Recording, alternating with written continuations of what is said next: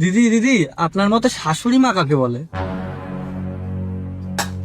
শাশুড়ি মা শাশুড়ি মা হচ্ছে এরকম একজন মানুষ যার নিজের মেয়ে হট প্যান্ট পরে সব দেখিয়ে ঘুরলেও না কোনো দোষ নেই। কিন্তু বৌমার মাথা থেকে ঘুমটা সরে গেলে সে যেন দাগি আসামি।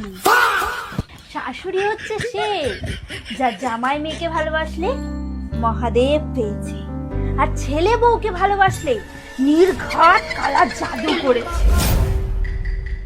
যে প্রতিটা কথা এটা বোঝায় যে সে তার ছেলেকে কতটা ভালোবাসা দিয়ে আদর দিয়ে তুলোয় মুড়িয়ে মানুষ করেছে।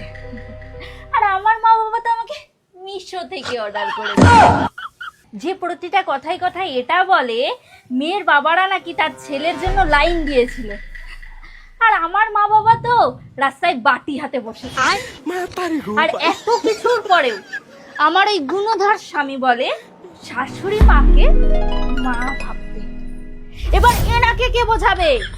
যেমন মশারিতে শাড়ি থাকে না, কলগেটে গেট থাকে না, হেডফোনে হেড থাকে না, সেরকমই শাশুড়ি মাতে কোনোদিনও মা থাকতে পারে না। বুঝেছি সব বুঝেছি। শাশুড়ি মা